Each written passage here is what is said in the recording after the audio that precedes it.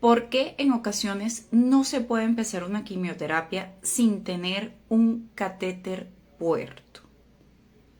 ¿Por qué es tan importante? ¿Qué hacer con los pacientes que tienen vías de acceso difíciles? Este es el tema de hoy. Buenas noches, buenos días y buenas tardes para los que se conectan en diferido. ¿Cómo está todo, Luis? ¿Cómo te ¿Cómo sientes? estás? Bien, vale, ¿cómo estás? ¿Cómo te va? Todo chévere. Hoy no trabajamos mucho porque hoy es el día de la lucha contra el cáncer, pero bueno, ya es domingo, entonces estamos descansando, pero ya mañana hay unas actividades por allí. Yo voy a estar en la Universidad Central de Venezuela en una charla que me invitó el vicerrectorado académico para conmemorar este día y bueno, ya vamos a ver, hoy pudimos descansar un Qué poco. bueno, qué bueno. ¿Y esa charla es para todo público? Pues Sí, sí, esa charla, invítalos, sí, sí, está invítalos. abierta. Sí, sí.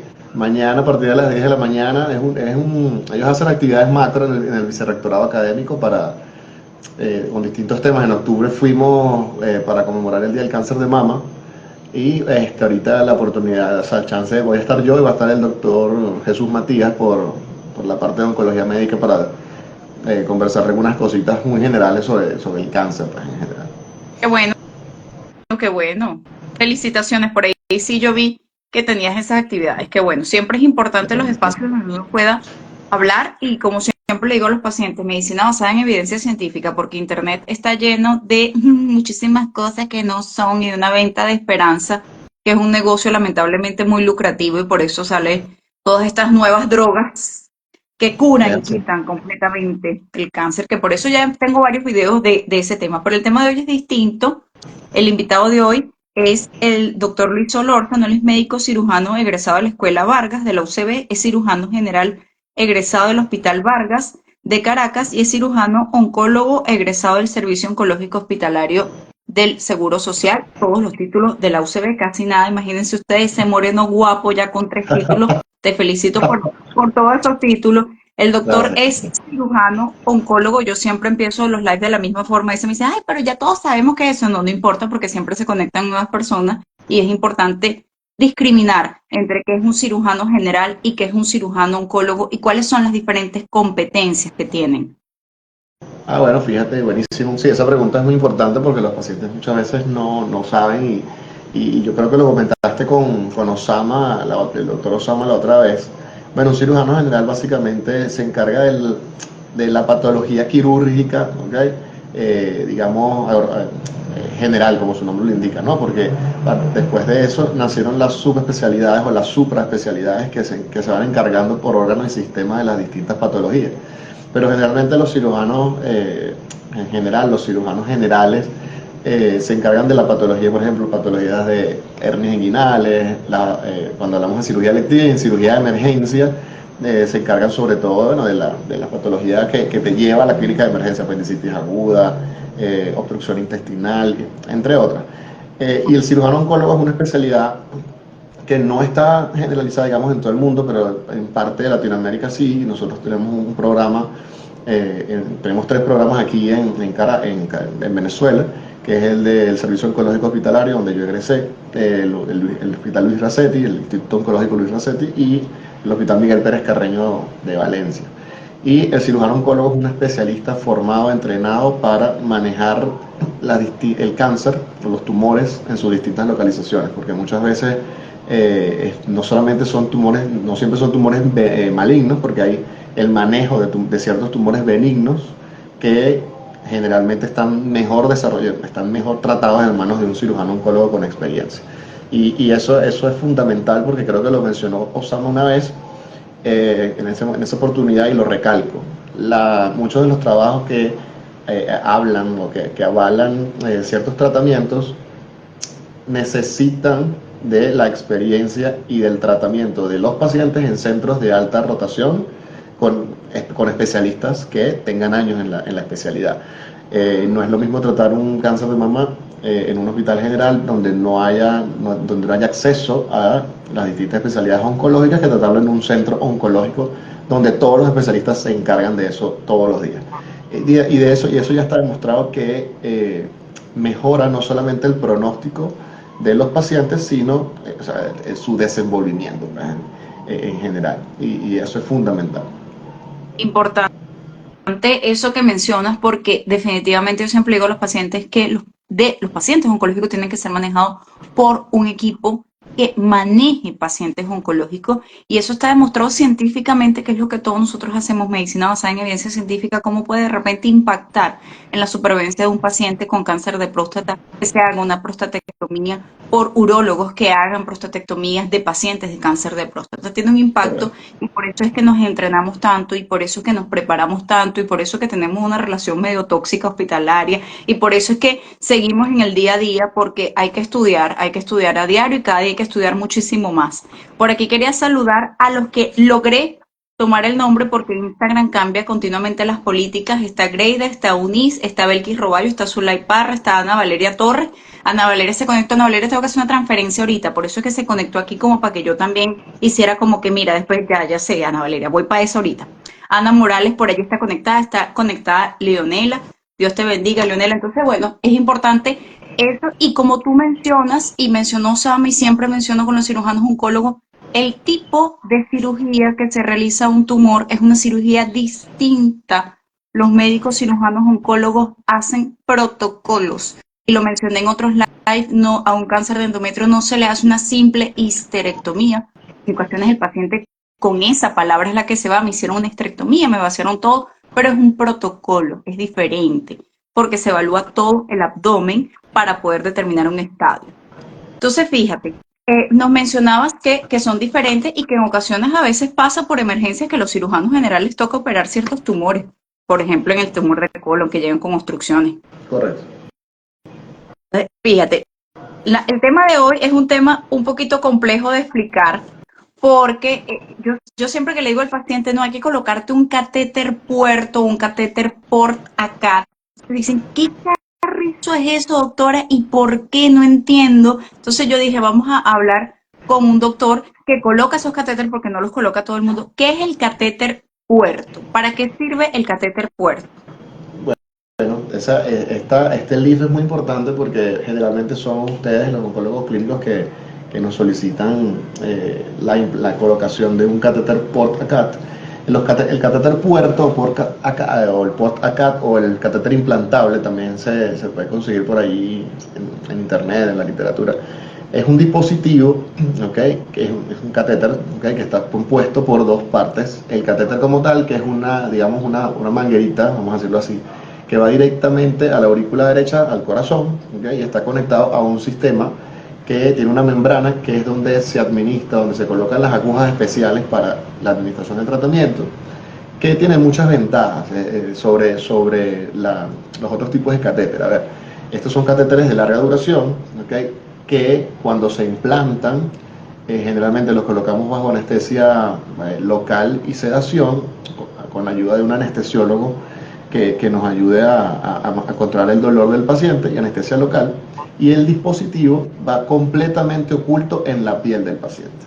¿Okay? El catéter va directo a una vena de gran calibre, que en este caso es la vena, generalmente es la vena subclavia, pero hay otros abordajes que se pueden hacer. Sin embargo, en mi experiencia personal y la de mi equipo de trabajo, el acceso subclavio derecho es el más cómodo. Y el reservorio o la zona donde generalmente se coloca el tratamiento es una membrana de titanio que tiene un dispositivo que permite, que es donde se va a colocar la aguja conectada al tratamiento. Todo este sistema está cubierto por la piel del paciente, ¿okay? Y permite que al no estar expuesto, el riesgo de infecciones que puedan ir directamente al torrente sanguíneo del paciente pues es mucho menor. Siempre puede haber riesgo de infecciones, pero en este caso es mucho menor, a diferencia de otros tipos de catéter. Tal cual. Fíjense que aquí más o menos estaba buscándoles una foto de un catéter puerto. Es creo que a veces se ve un poquito se ve como con mucha luz. Esta es la membrana donde se va a colocar la aguja para la aplicación, no solo del tratamiento oncológico. Y esta es la manguerita que la punta, ¿dónde dijiste que iba la punta? ¿A dónde llega esa punta? La punta del catéter llega a la aurícula derecha, que vamos a decirlo así, es la entrada al corazón. Esa es su localización. La idea es que llegue justamente a la aurícula derecha para que el medicamento llegue directo a la circulación sistémica. Tal cual. ¿Y cómo verificas posteriormente a hacer la colocación del catéter por que el catéter esté justo donde debería estar? Ok. Idealmente, o sea, y como se debe colocar, se hace bajo una guía fluoroscópica. Esto quiere decir que uno necesita un equipo especial, que generalmente es un intensificador de imágenes. Eso lo usan mucho los cirujanos traumatológicos y los neurocirujanos. Y bajo guía fluoroscópica nosotros colocamos el catéter y verificamos que esté en el sitio donde debe estar. Y posteriormente hay que realizar una rayos X de tórax, pero en el momento durante el procedimiento necesitamos ese intensificador de imágenes que nos permita constatar en el momento que el catéter está bien colocado. ¿Cómo se va a ver en el paciente esa membrana que yo mostré? ¿Cómo se le ve al paciente? Bueno, eso depende de la contextura del paciente, porque hay unos pacientes que son un poco más, digamos, un poco más flacos. El catéter debe ir siempre, o por lo menos, digamos, fijo a una estructura de la pared de la pared del tórax del paciente, que es la poliurosis, pero hay unos pacientes que son un poquito más gorditos y hay pacientes que son un poquito más flacos, y dependiendo de la contextura del paciente, ese catéter es un círculo, digamos, del tamaño de una moneda, ¿okay? Que en los pacientes más flacos se va a notar un poco más, ¿okay? Que en los pacientes que quizás tengan un panículo adiposo un poco mayor. Pero el tamaño básicamente es de una moneda. ¿Sí? Y aquí para que me da risa que me dicen, pero sonríe, me ponen a mí, yo, pero ¿cómo va a sonreír si el doctor está hablando de un tema serio? No está aquí con una sonrisa, ¿no? Van a tomarlo a chiste. Ese catéter puerto con esa membrana que tiene el paciente que no se ve, porque yo sé que es un poco complejo de entenderlo, no se va a ver, o sea, esa membrana no es que esté expuesta así, no es que va a estar allí y pueda venir algo y lo pueda contaminar, o como yo a veces le digo a los pacientes, si tienes una herida, para la redundancia, abierta, y esa herida se le para una mosca, literalmente, puede haber un proceso de infección, eso va a estar cerrado, cubierto por la piel, lo que se va a ver es un bultico, eso es lo que se va a ver, es un bultico solamente, que como el doctor mencionó, va a depender también de la contextura del paciente. Si es muy delgado, el bultico se va a ver más, si es más o menos gordito, el bultico se va a ver menos. Mencionaste los puntos de donde iban. ¿Tú podrías especificar o explicarle un poquito a los que nos están escuchando la diferencia entre una vena, entre una arteria y en cuáles de las venas se puede colocar y cuál es la vena que tú más utilizas, que lo mencionaste, pero podrías volverlo como a explicar? Ok, sí, bueno, realmente se busca una vena de gran calibre porque los medicamentos y todas las cosas que el acceso que uno quiere obtener es una vena de gran calibre, que permita la administración de los medicamentos y otros procedimientos que se pueden hacer con el catéter. Y generalmente usamos el acceso subclavio que está debajo de la clavícula, ¿ok?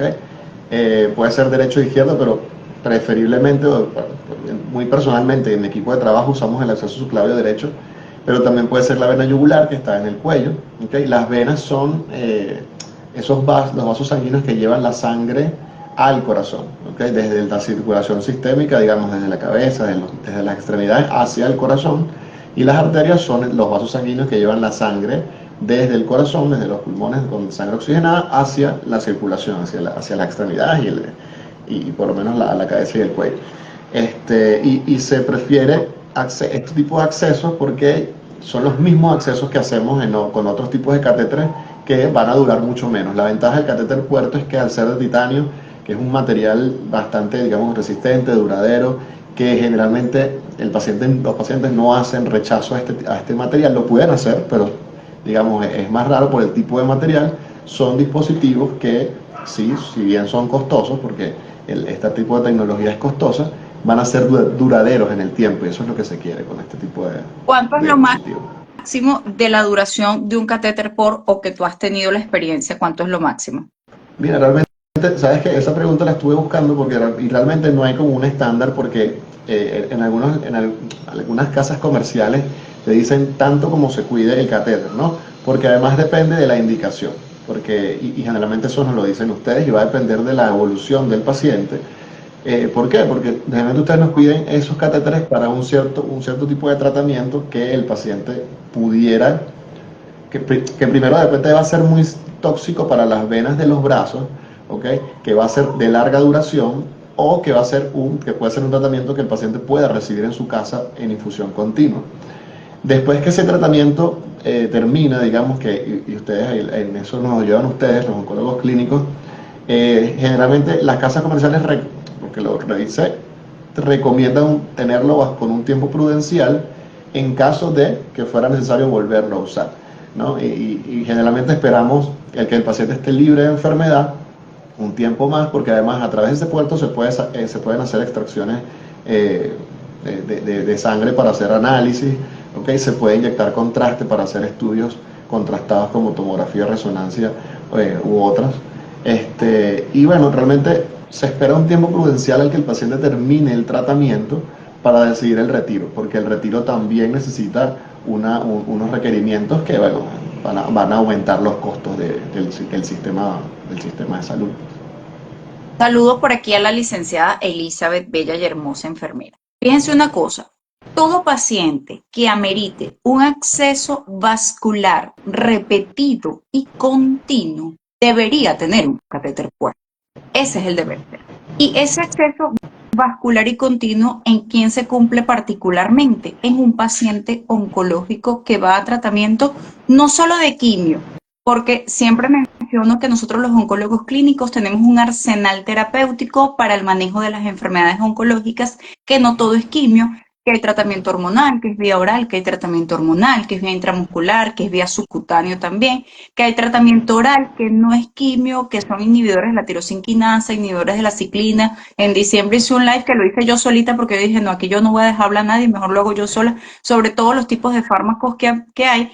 Y hay muchísimos tratamientos endovenosos que no solo es quimio, está también los anticuerpos monoclonales, algunos de ellos fungen en función de inmunoterapia, que eso es un término que cuando lo menciono todo el mundo, pero ¿cómo es eso? ¿Cómo es la inmunoterapia? Ya va, ven acá, eso también va en la vena. Muchos pacientes están recibiendo inmunoterapia o muchos pacientes están recibiendo anticuerpo monoclonal y como se retiran, donde se retiran los fármacos oncológicos y como se aplican en las mismas salas de quimioterapia y como los prepara el mismo personal que prepara la quimioterapia y como lo coloca la misma enfermera que coloca la quimioterapia, el paciente termina diciendo quimioterapia. Hasta uno le dice, ¿cuál quimio te toque? Y él, no, es verdad que no es quimio, como por ejemplo pasa con el trastuzumab, porque se transgiversa toda la información. Entonces, el paciente oncológico que continuamente va a la administración de un fármaco, que continuamente necesita un acceso vascular, es el candidato para la colocación de este catéter puerto.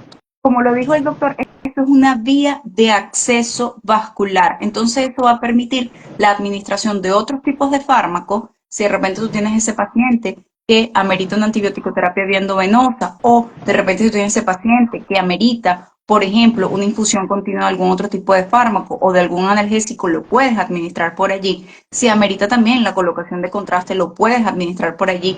Si amerita la nutrición parenteral por algo en particular, también lo puede administrar por allí y también se puede utilizar para la extracción de sangre. ¿Qué pasa con esto? Fíjense algo. Hay esquemas de quimioterapia que tienen, porque me van a decir aquí los pacientes, pero si usted dice entonces, doctora, que todos los que ameritan un acceso vascular continuo deberían tener catéter, pero yo no lo tengo y usted me puso quimio igual, porque digamos que no es tan sencillo lo del catéter y que hay ciertos esquemas de quimio que son muy vesicantes. La palabra vesicantes significa que son capaces de irritar la vía y hacer daño, el término es necrosis tisular, hacer daño en su alrededor. Si ese medicamento se extravasa, se sale de la vía, la popular se me infiltró la vía, se me salió, se me puso grande y esto, si ese fármaco se extravasa, puede ocasionar un daño muy importante, que al principio puede que no se vea como un dolor solamente, un dolor quemante, tal vez algo un poco rojo, tal vez un aumento de volumen, pero eso posteriormente puede llegar a condicionar una muerte de ese tejido e incluso una necrosis que es completamente negro y en el peor de los casos, ya que siendo bastante exagerada, requiriendo un debridamiento quirúrgico. Entonces, hay ciertos tipos de fármacos, no todos, que a juro, se tienen que administrar a través de catéter puerto. Y por eso es que lamentablemente hay consultas que yo le digo al paciente, tienes que recibir quimio, en efecto, hay que actuar rápido. Si no actuamos rápido, este tumor va a seguir creciendo, tiene sintomatología, pero si no tienes el catéter puerto, no te lo puedo colocar. Y esto es particularmente con un fármaco que se llama 5-fluororacilo. Siempre que lo escribo mal, así que por allí si lo ven escrito mal en un récipe, sí, puede ser error. Todos estos problemas de IVA estábamos y eso. Entonces, ese medicamento particularmente que pasa en varios días, como pasa en varios días, si en algún momento se extravasa, allí es una complicación mayor. Por eso es que decimos que todo paciente que tenga que usar un acceso vascular continuamente debería tener un catéter puerto. Yo lo indico, pero no lo coloco, lo coloca el doctor. ¿Qué médico lo coloca? ¿Solo el cirujano oncólogo o quién más lo puede colocar?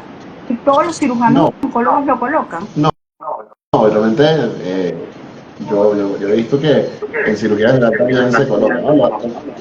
Realmente cuando tú ves la indicación, una persona que sepa, digamos, tener un acceso venoso central, pudiera colocar el catéter porque el bolsillo que se hace a nivel de la piel tampoco, digamos, es una cirugía simple, ¿no? Lo que pasa es que, bueno, en general, como los ciudadanos tenemos más relación con el oncólogo clínico, quizás la curva de aprendizaje es un poco más rápida en los médicos que hacen Claro, oncología, pues todo. porque los cirujanos cardiovasculares también lo podrían colocar. Correcto, ¿Y exacto. dónde habías mencionado algo, pero dónde se coloca? ¿En qué parte se coloca? No del cuerpo, sino se tiene que colocar a juro en quirófano, debe ser siempre en quirófano, se puede colocar de forma ambulatoria o sería muy doloroso. No, se tiene que colocar el quirófano porque tenemos que cumplir unas normas de asepsia y de antisepsia. Hay que cumplir unas normas de seguridad, o sea, para el paciente. El fluoroscopio que te comenté previamente es un equipo que generalmente está en el quirófano. ¿Tú les podrías Eh, explicar a las personas que están aquí conectadas qué es el fluoroscopio? el fluoroscopio es un equipo de rayos X, ¿ok? Generalmente móvil, se mueve, se moviliza dentro de un quirófano para hacer unos rayos X en vivo, algo así, ¿no? Y eso es lo que nos va a permitir monitorear en vivo la colocación de este dispositivo que se ve en rayos X. Se va a ver en rayos X o sea, la idea es monitorear en ese preciso momento la colocación adecuada del dispositivo. Ok, entonces siempre debe ser en quirófano por lo de las normas de asepsia y antisepsia que mencionaba. O sea Correcto. que el paciente no va a sentir dolor a la hora de colocación de este catéter, No, porque va a estar. nosotros lo hacemos bajo anestesia local y generalmente con sedación, con ayuda de un anestesiólogo que nos facilita esa parte. ¿Hay alguna contraindicación después que el paciente tenga el catéter de algo que no pueda hacer de repente? Bueno, realmente digamos, manipular o maltratar el área que se trabajó, normalmente es la parte alta del tórax, pero que no pueda hacer realmente va a depender de otros factores, ¿no? Quizás del procedimiento como tal. Nosotros siempre indicamos, bueno, el reposo obviamente quizás del miembro superior para evitar la movilización, pero realmente las complicaciones inmediatas están relacionadas con el dolor, que puede hacer si el paciente puede presentar dolor y la posible infección de la herida quirúrgica. Pero realmente lo vemos poco. Igual, por lo menos nosotros siempre indicamos antibióticos posteriormente para evitar la infección del sitio quirúrgico, porque al final es una herida quirúrgica. Y la analgesia, el paciente cuando pasa el efecto de la sedación y la anestesia local, pues, puede presentar dolor en la herida quirúrgica. Elizabeth, que es enfermera oncológica, me mencionó por allí, que no lo dije, también la administración de hemoderivados se puede hacer por allí. Quiere Correcto. decir de concentrado globular o como dice uno, la sangre, de plaquetas, concentrado plaquetario, de plasma fresco congelado. O sea, eso es tal cual una vía periférica donde tú administrarías otro tipo de fármacos.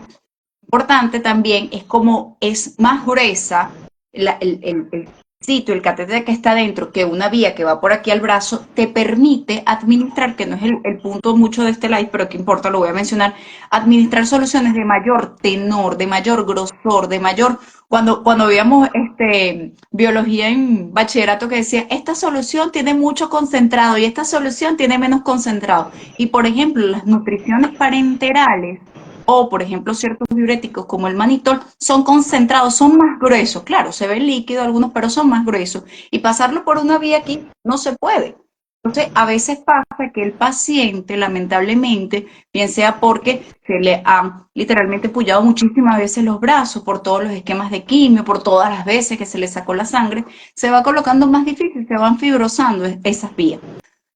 Si bien no es el tema, me gustaría que mencionara por qué se debe cuidar tanto el brazo de una paciente postmastectomizada sin ganglio y por qué yo a veces que la paciente va a ir a una mastectomía radical que le van a quitar los ganglios de la axila o a una mastectomía radical bilateral, porque pasa que hay cáncer de mama bilateral, que eso lo hablé en otro live, le mando a colocar el catéter puerto porque sé que va a ser difícil accederla. ¿Por qué se debe cuidar tanto ese brazo y por qué no se debería pinchar?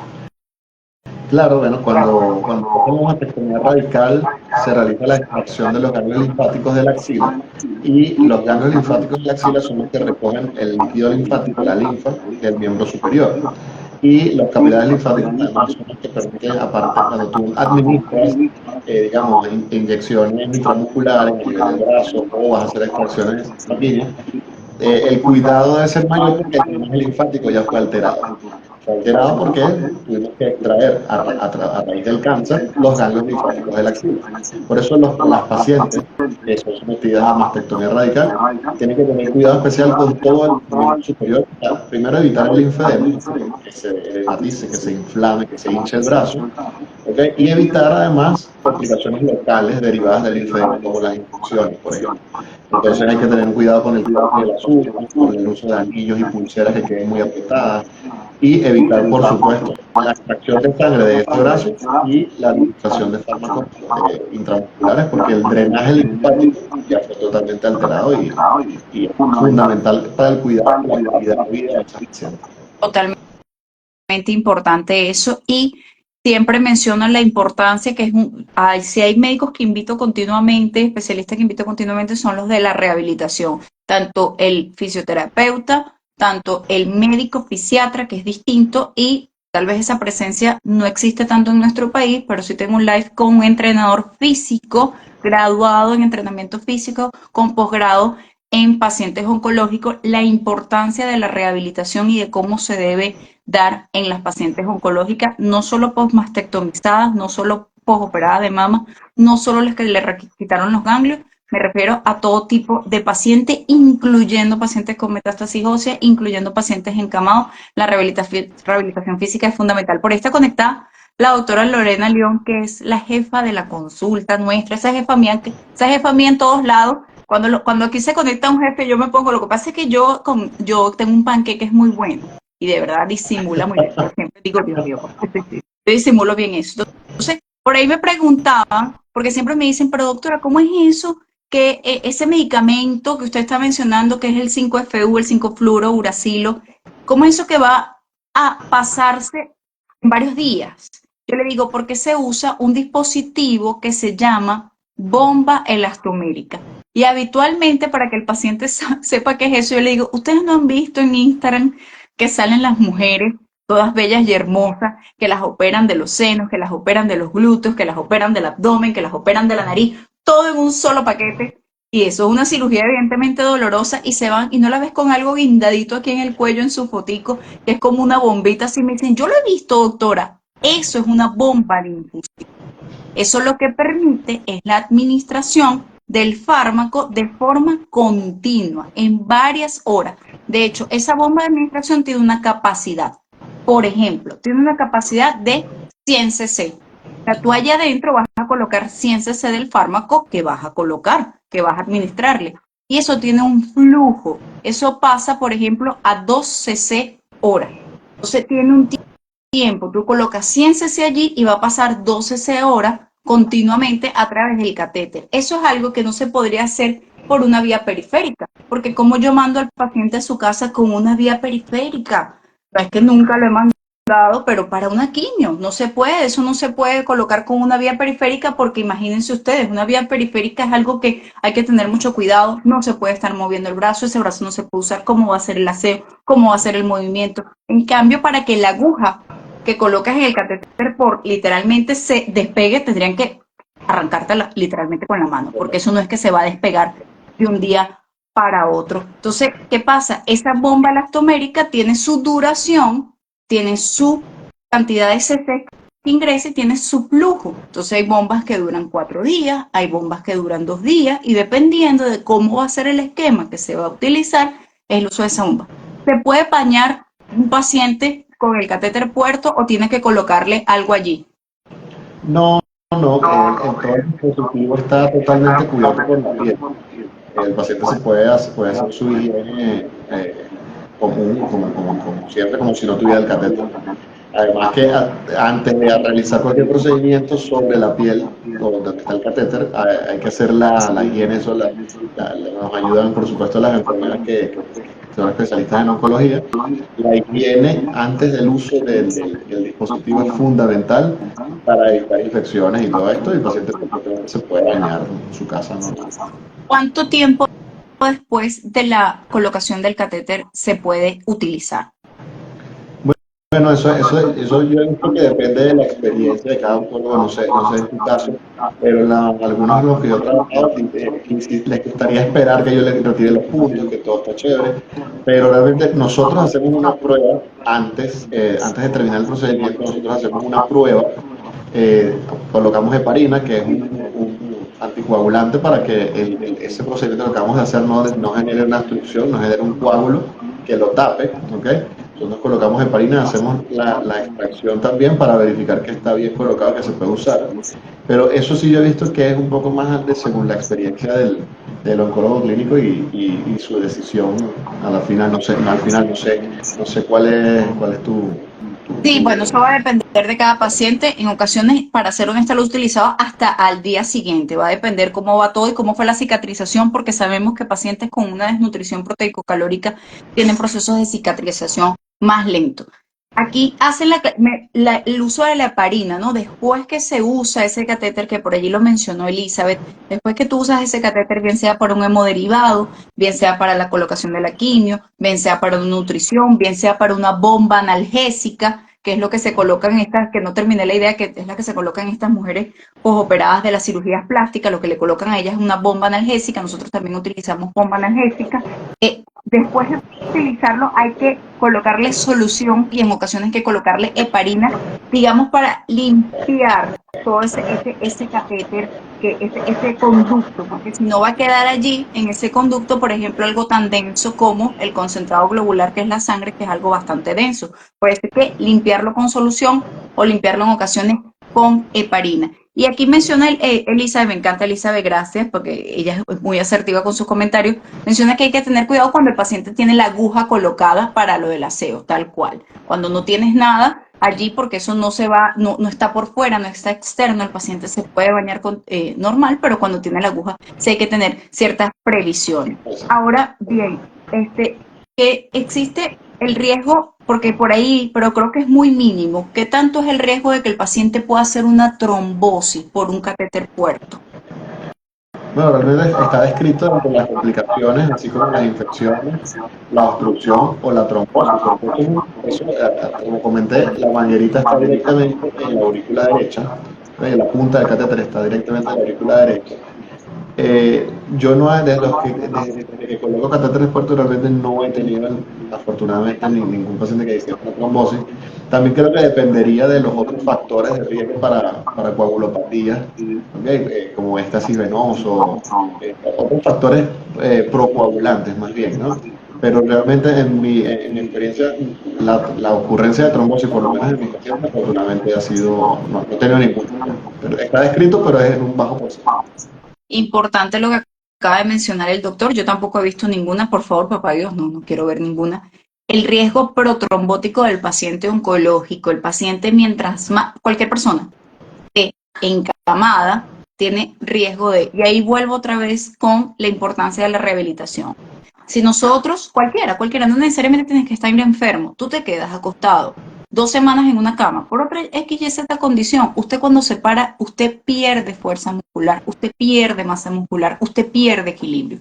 Entonces, por eso es que continuamente los pacientes oncológicos obviamente todos a diferentes intensidades y con diferentes medidas, porque no todos van a tener la misma fuerza, pero no deben dejar de movilizarse. Es muy importante siempre la movilización, no solo para evitar ese éxtasis venoso, que es ese emposamiento, digámoslo así, de la sangre, sino también para no perder tanto el equilibrio y disminuir el riesgo de caída, porque con la caída es lo que conlleva a la fractura y más, como siempre digo en los live, que me preocupa, siempre veo con preocupación la pérdida de la densidad mineral ósea en mujeres y en varones jóvenes debido a la mala alimentación que tenemos y al sedentarismo continuo. Entonces, lo que buscamos es evitar caídas para evitar fracturas. Por eso siempre hay que movilizarse y con ello disminuyes el riesgo de la aparición de trombosis en una enfermedad que ya de por sí es protrombótica. Ahora, también se le puede colocar, no sé, porque yo sé que tú eres cirujano oncólogo de adultos,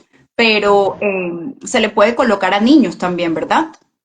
Sí, sí, hay dispositivos para niños, realmente sí hay, porque el dispositivo está hecho, claro, las membranas para niños tienen, o sea, hay unas medidas específicas para niños y unas medidas para adultos.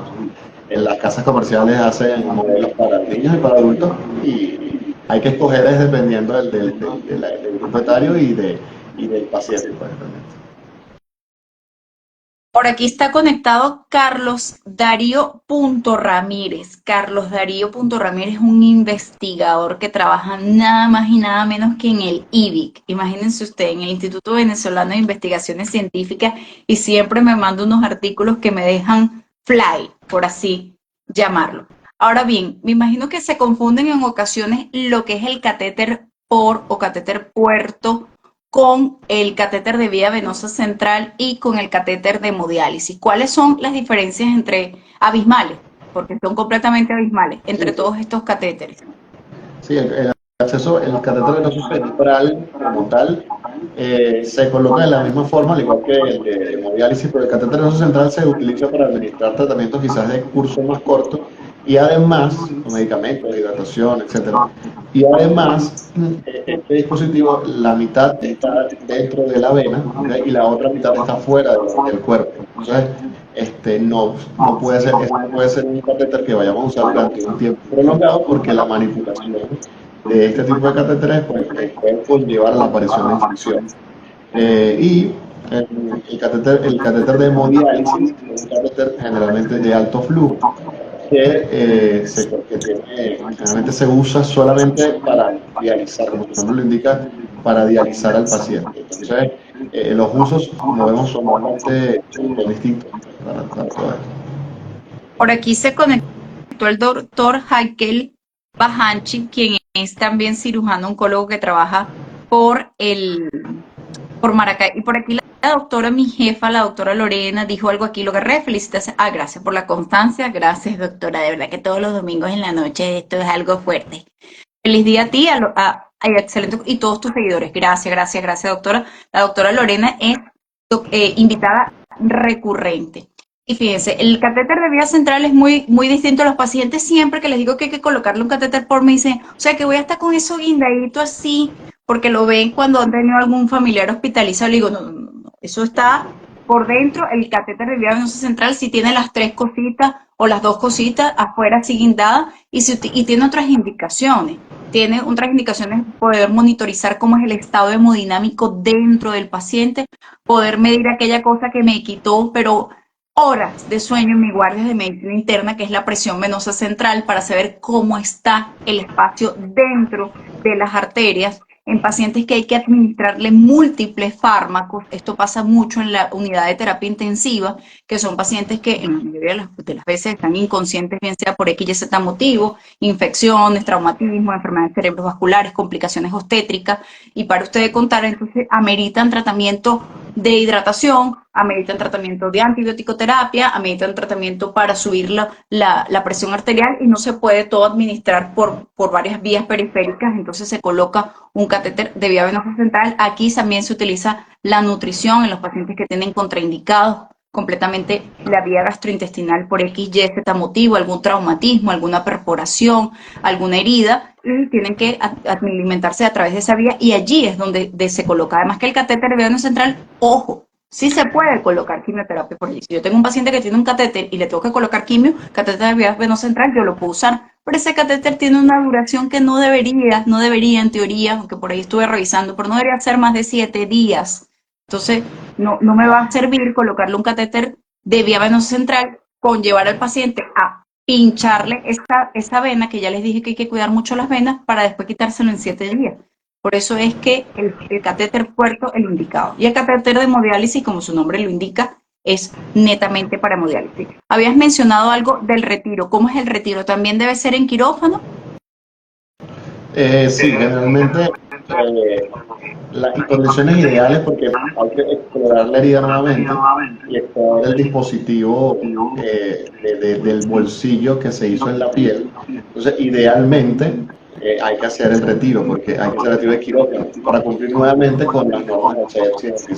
Esto sí, sí es, generalmente sí lo podemos hacer con anestesia local, solamente sin la ayuda de un anestesiólogo. Y bueno, se hace la extracción teniendo cuidado de extraer completamente el catéter para que no se fragmente y quede algo dentro del paciente. Como la primera vez que hay que colocarlo, bueno, cuando hay que colocarlo, lo colocan en quirófano, el paciente amerita todo lo pertinente a ir a quirófano, una evaluación cardiovascular, sus laboratorios, su electro, sus patologías de base lo más o menos controladas, ¿verdad? Sí, sí, sí, idealmente sí, porque además son pacientes que pueden haber estado recibiendo algún tipo de tratamiento previamente y eso puede afectar los valores hematimétricos del paciente o los tiempos de coagulación. Y eso hay que tenerlo controlado porque es un procedimiento que no está exento de complicaciones como cualquier otro. Es muy importante. No sé si tú quieras mencionar algo más, quieras decir algo más. Muchas de las personas que nos escuchan son pacientes y familiares de pacientes, tomando en cuenta hoy el Día de la Concientización contra el Cáncer. ¿Quieras decir algo más? Aprovecha este espacio, es todo tuyo. Bueno, gracias. Mira, yo creo que el día, digamos, el día que celebramos en general el cáncer, porque siempre le enfocamos mucho al cáncer de mama, pero hay un día que es para todos los cánceres en general, que es el que celebramos hoy. Y realmente creo que es fundamental la prevención de las patologías oncológicas en las que podemos hacer prevención. Y no quedarnos solo el mes pasado, en enero era el mes de concientización sobre el cáncer de cuello uterino, y generalmente no le damos tanta importancia, o las sociedades pienso yo que no se les da tanta importancia como al cáncer de mama. Y creo que es igual de importante. Hay otras patologías que también podemos hacer pesquisa, ¿ok? Pero que no tenemos quizás digamos, esa constante de hacer pesquisa, por ejemplo, de cáncer de colon, que es tan importante también, y el mes de marzo es el mes de concientización sobre el cáncer de colon. Creo que en general estos días como hoy, como el 4 de febrero para conmemorar el Día de la Lucha contra el Cáncer en general, son días que nos tienen que hacer reflexionar sobre las distintas cosas que los médicos y los pacientes y las sociedades médicas pueden hacer para mejorar ese diagnóstico, ¿okay? Y además de los estados, por supuesto. Pero sin duda hay cosas que podemos pesquisar, hay cosas que podemos diagnosticar precozmente, el cáncer de mama, el cáncer de cuello uterino. Entonces, mi mensaje siempre para este tipo de días es que se pongan en control siempre con especialistas que tengan experiencia en el campo, que hayan estudiado para eso. Y que hay mucha gente buena aquí que nos está tratando y, digamos, haciendo cosas buenas todavía. Yo creo que ese es el mensaje. No podemos, y las personas muchas veces no van al médico por el temor de la infección que van a recibir. Todavía tenemos mucha gente haciendo cosas muy buenas en Venezuela y bueno, yo creo que ese es el mensaje. Muy bueno, muy bonito. Tus redes sociales, ¿dónde te pueden encontrar? ¿Dónde puede haber información? ¿Dónde divulgas? ¿Dónde hablas? ¿Dónde estás? Aquí en Instagram y en X también, en la red social que antes era Twitter, estamos publicando siempre en la red social X. A mí me gusta mucho porque hay mucha interacción con el exterior, en el sentido de que las sociedades médicas tienen cuentas de X, las sociedades médicas, las personas o los médicos que están dentro de esas sociedades médicas. publican muchísimo por ahí. A veces yo me entero primero por la red social X que por acá, ¿no? Que por otra página. Y bueno, mi cuenta es L Solórzano MD, tanto en Instagram como en X. También tengo un blog, ¿ok? Que estoy alimentando desde ahorita, se llama precisión.wordpress.com. Y bueno, ahí estoy alimentándolo poco a poco para que sea una herramienta para las pacientes y sus familiares, esa es la idea.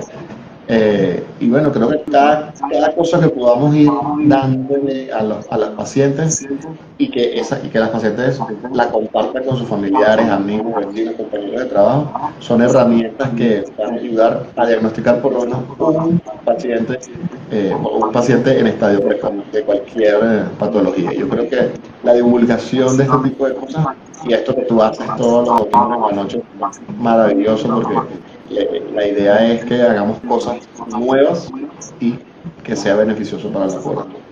Claro que sí, claro que sí. Por ahí te lanzaron dos flores. Diana Rodríguez por arriba te lanzó una flor, lo que pasa es que se me va el comentario y no lo agarré. Y por aquí María Ca- Caro, Carolairet. De seguro lo mencioné mal con él, pero disculpa, no es fácil, me pongo a veces nerviosa, pero no parece, lo disimulo bien. Te lanzaron unas flores, el mejor doctor, qué bello, qué lindo.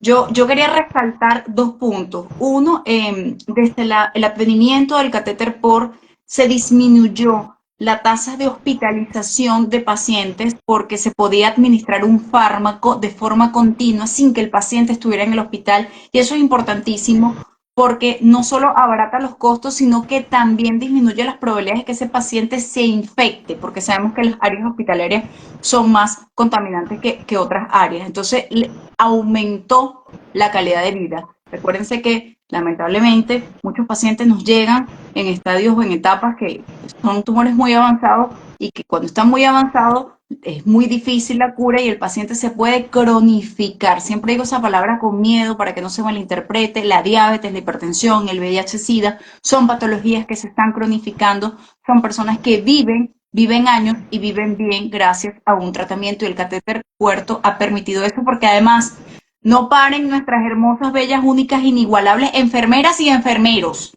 No es que me va a poner enfermera, enfermeros, no, sino enfermeras y enfermeros porque a veces es muy difícil el acceso. Entonces, todas las ventajas que eso permite, porque no solo preserva las vías periféricas, tiene una disponibilidad continua de un acceso vascular, permite la administración de fármacos que, como les dije, son vesicantes o son contenores muy gruesos y, bueno, disminuye esa pullada cada rato porque de verdad que eso también a veces no lo pensamos. Yo tengo pacientes que me han dicho, mire, yo no le tengo tanto miedo a los eventos adversos de la quimio porque ya me lo he puesto a como es pullarme, sobre todo los varones que siempre tienen más miedo a las pullas. Y quería invitarlos, también estás invitado tú y todos los que nos escuchan, el 28 de febrero a la cuarta jornada de orientación para pacientes oncológicos y familiares de pacientes, completamente gratuita, aunque no tienes que ser paciente, no tienes que ser familiar, no tienes que ser mi paciente, puede ir cualquier persona, es gratuito.